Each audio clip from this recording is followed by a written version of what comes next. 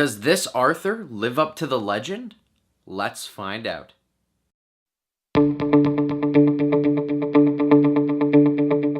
Hello Fanatics, I'm Dylan Phillips, and this is the Film Fanatic Review bringing you King Arthur Legend of the Sword, starring Charlie Hunnam, Astrid Berges-Frisby, and Jude.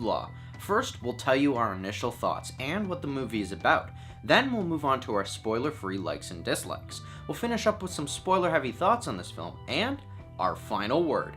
Overall, I am very torn about this film because as much as I love Guy Ritchie's work, I really enjoyed the last King Arthur movie that we had, starring Clive Owen and Keira Knightley, so it didn't feel like we needed one this soon.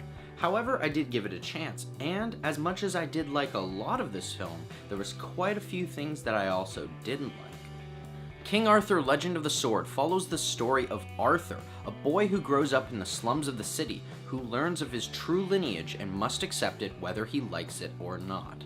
For what I liked about this film, it was filled with some phenomenal and dynamic performances by its entire cast, and that made for some great and interesting characters. Standout performances by Charlie Hunnam, Jude Law, Aidan Gillen, and Neil Maskell. I'll say that this is one of Charlie Hunnam's best performances to date, and Jude Law definitely steals the show as a very memorable and tragic villain.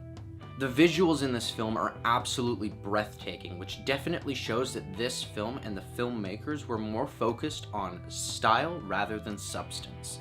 The slow-mo action sequences in films are starting to become a little bit more commonplace now, and as much as I didn't like some of them in recent films, I found that in here they didn't seem too forced, and I think that's thanks to Guy Ritchie's direction. And lastly, at its core, this film has a fantastic and simple story. It has wit, it has charm, and it has action, but it's in its details that the cracks start to show. The story has too many subplots that are left either open-ended or just have an unsatisfying conclusion. That and the lack of backstory on supporting characters, and this story gets really muddled.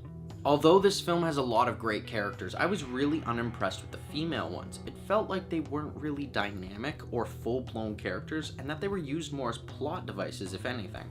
And now for a slightly unpopular opinion. I don't think Guy Ritchie was the best choice for this film. As much as I enjoy his witty banter in his previous films like Snatch and Sherlock Holmes, I feel like that wasn't needed for this movie, and as much as those scenes did work, this movie and this type of story is a fantasy action movie that is based more on its action spectacle, but also on the connection between the characters and investing in them.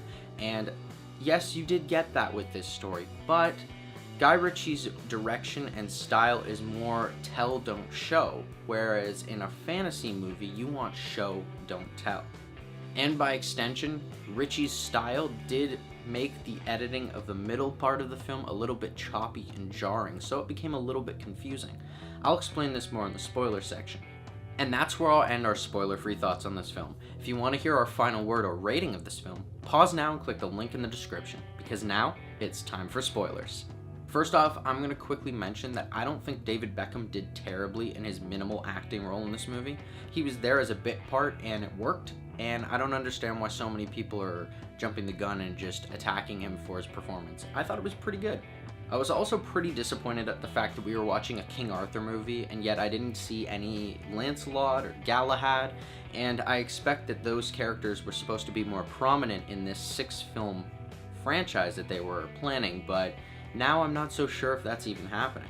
What I didn't understand is why they decided to use the mage character rather than Merlin. It feels like they just decided to blend Guinevere and Merlin together and go, hey, 2 birds, 1 stone, let's get rid of a character. When in reality, now they've made this very one-dimensional plot device female, and I would have rather that had been a male character in that role and created an entirely different female character, maybe as part of the Rebels, to be a complete and complex character that might have her own subplot, kind of like Aidan Gillen's character did, except you have this female badass character during that time, and I feel like that would have been a lot more interesting than what they did. There are some scenes in this film where Guy Ritchie's style definitely does work, particularly in the beginning where Arthur's explaining to the guards what happened that day. However, it does hinder the storytelling sometimes, and some scenes where it did happen was on the island with the jarring and choppy editing where it gets a little bit confusing at times. You don't really get the true backstory of all these minor characters that are part of the rebel group, and so you don't really understand why they're there aside from one of them. And Eric Bana's character, you get a little bit of him in the backstory, but again, there's just not enough there, and I feel like you didn't get enough of his relationship with Jude Law. And the final showdown definitely felt like a final boss battle in any video game. In fact, most sequences where he's using Excalibur and it goes into that slow-mo felt like you were getting a special power-up in a video game and then you were undefeatable. Not complaining though, because that looked hella cool. Anyway, some scenes that I really enjoyed from this movie were definitely the action scenes from the beginning and end of this film. I also enjoyed the assassination and chase scene, and definitely the part where Arthur finally pulls the sword from the stone. So, with the thoughts heard, here's our final word. King Arthur: Legend of the Sword is an action-packed, visually stunning take on The Sword in the Stone.